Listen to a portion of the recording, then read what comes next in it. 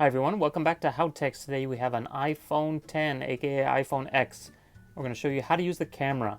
So if you're already in the phone, just go to the camera icon, which by default should be up here on the top right, and just click on that, and that brings up the camera right away. And so let's quickly walk through the different options here. So first of all, if you swipe left and right, the different camera modes come up. So you have time-lapse, slow-mo, video, photo, portrait, square, and pano, which is obviously panorama. So let's start off with just the photo, and then we'll go through some of the other ones in a second. So first of all, you see this 1x button here. So that's actually choosing between the two cameras here. There's basically a wide-angle camera and a zoom-in camera, and you have a choice between them just by clicking on here. So it goes from 1x to 2x back and forth. So this is super useful if you're filming something that's not quite close up and you want to just get a better view of it without having to get too close or without having to do digital zoom. But if you do the pinching like you normally would do on an iPhone that only has one camera, you can see that that number basically shifts between it. And they also have a feature now where you can slide back and forth just by touching that button.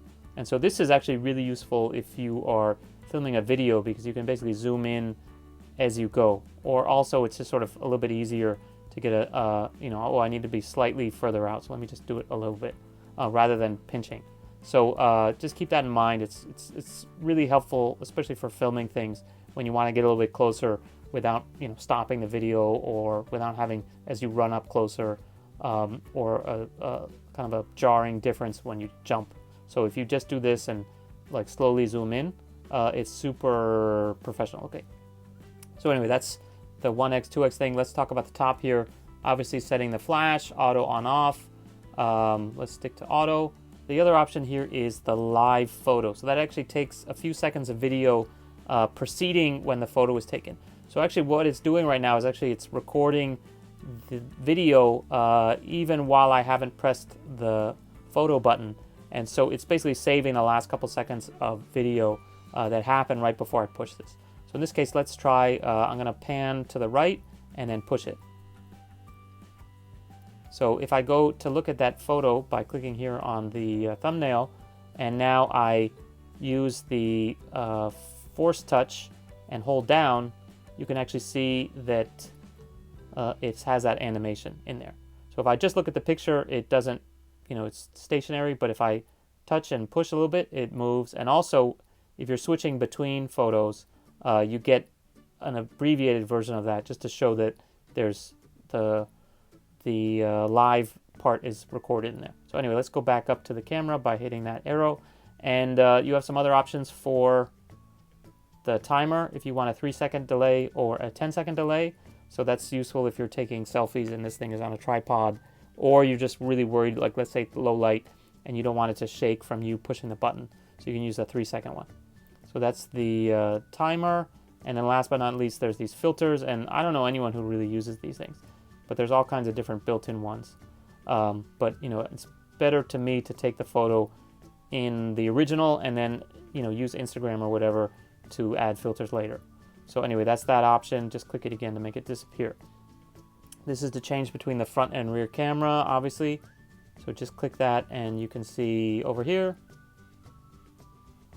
And obviously take a photo here. And key thing with this one is if you hold it down, it will take a burst.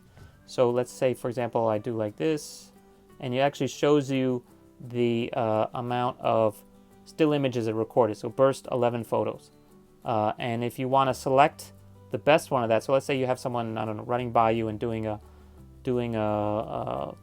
long jump in front of you, and you just hold it down the whole way, it'll record the entire jump, and then you can go through and select which of those 11 images that it took are the best ones. So in this case, probably the last one is the most clear because I was actually moving it the whole time, but they're all in here. So you can select it, and then if you see one that you like, just select that one, and maybe I want to select 2 of them. Then you can do done, and it asks you, do you want to keep everything or keep only the 2 favorites? So So let's just only keep those, and it gets rid of the other ones. So now there's actually 2 images in here, and there's no live anymore. And they're there, and the other 9 images that I took are discarded. So anyway, that's how to do a burst. So let's talk about the video ones. Let's start off at time-lapse. So time-lapse is very basic. You put the phone down and you watch, I don't know, the sunset or whatever. Key thing here is that it goes very slow. So it's literally taking like 1 frame every 10 seconds or whatever. So, you really don't want to do it by hand, because if you see what I just took, it looks pretty shaky because my hands are not being still. I'm talking stuff. So you just get a bunch of twitches, and literally this video is only like a second long or whatever. Like it's, so, definitely good for things like time lapse and people zooming by, but don't try to take any other kind of video with it. Slow motion is the opposite, where you're recording things that are moving really fast, and you can view them back at a slower speed. So let's do this one. So let's do like this, and you can see the whole time it was showing 2 seconds there, but now if I watch it, it's much longer. And so you can see like it's a 14-second long video of me moving my fingers in really slow motion. So one thing with this one is you probably noticed that it goes it's regular speed at the beginning and then slow in the middle and regular speed at the end. And that's one of the cool features of the iPhone is, like, let's say again, the long jump, I only want to show the part where the guy lands in slow motion. The rest I want to show in real speed. So you can adjust. Basically, this is the part that plays at regular speed. This is the part that plays at slow motion. This is the part that plays again at regular speed. So you can drag this around, and if you hold it down, it zooms in. Like if I'm making very fine changes, hold it and it'll sort of zoom in at that speed. So let's play this whole thing now. So it only shows slow for a few seconds now, and if I go back out, now this whole video is only 4 seconds long instead of 14 seconds because I didn't do the long slow-mo section. Okay, so that's how you do slow-mo. Video is basically the same as photos. The only other thing is here, you only have one choice up at the top, which is basically for the light. And so now this is not the flash, this is actually a light that stays on while you're filming. So if you're trying to film a video in the dark, you're not going to be able to see anything unless you have a light, so this thing can turn on the LED continuously. So you can set that and then basically touch it again to turn it off. The other thing is, the 2x thing still works here, so let's show that now. It can either jump straight or you can do the sliding one to zoom in and out as you're watching. And so let me just play that video back to you guys.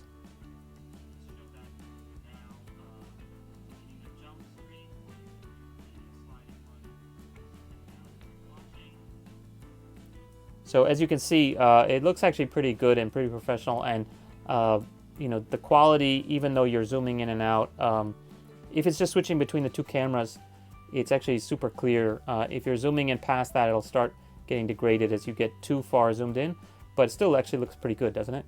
So anyway, that's the zoom. The only other thing I wanted to mention on here is basically you also still have the option to take still photos while you are recording a video. So as you can see, the video is recording continuously, and I am just here taking still photos.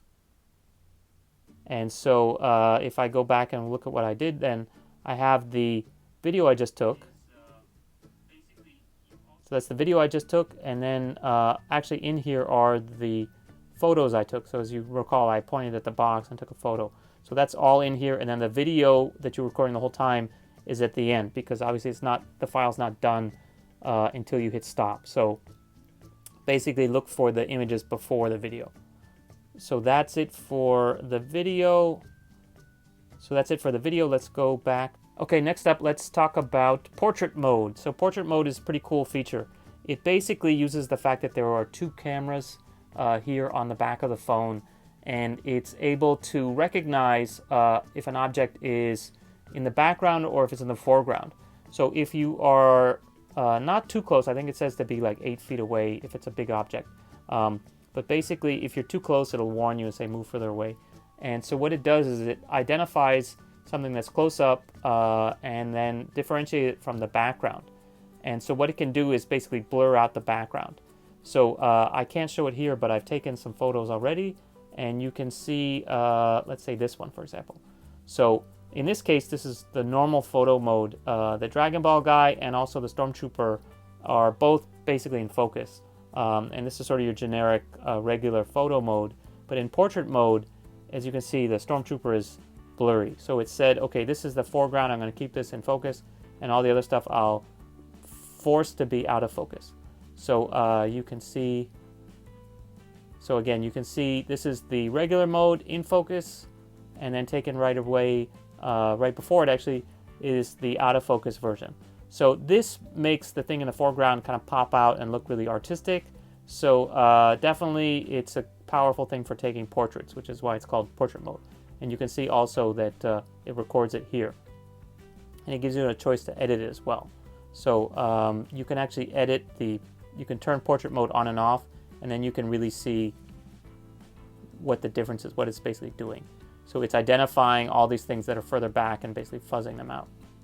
So it also gives you the option to do different lighting schemes. This is the one that you saw maybe on the unveiling, where you can have a guy who's in front of a bright background. It can actually identify the person and make them look as if they were standing in front of a black background, like they're on stage.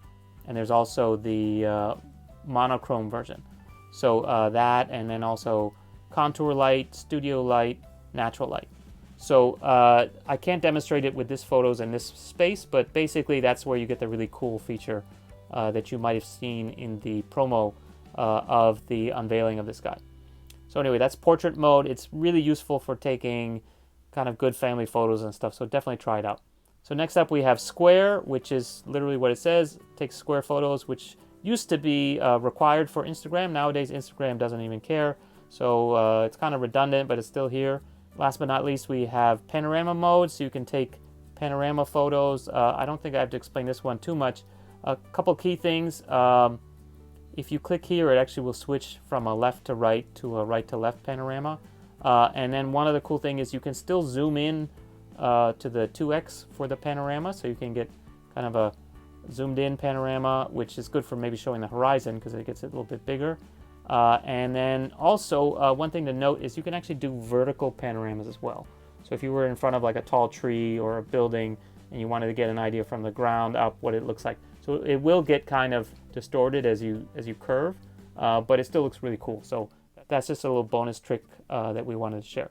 So anyway, that's the basics on the camera. And of course, last but not least, as you saw many times already, if you want to see the thumbnails, just click there and you can access to your photos. Also, when you're in the lock screen, you can actually access the camera really fast without unlocking the phone, just by touching either the camera icon here or by just swiping to the left as in other iPhones. So note that because I haven't unlocked the phone, the thumbnails of my previous photos aren't showing up here. So if I want to access that, it'll say there's none here, but if I touch all photos, it asks me to log in. So with the face recognition, that's actually super easy because it'll just basically see you all the time. But if you're giving your phone to someone else to have them take pictures of you, they can't go back and then look through your other photos at least. So anyway, that's it for the camera on the iPhone 10. If you guys have any questions, please leave a comment. Don't forget to subscribe. So definitely don't miss our other videos for the iPhone X and other phones here on HowTechs. See you later. Bye. And push firmly and then pull this guy out gently. And again, make sure that you have the phone pointed face up. You don't want this thing to fall out on the floor.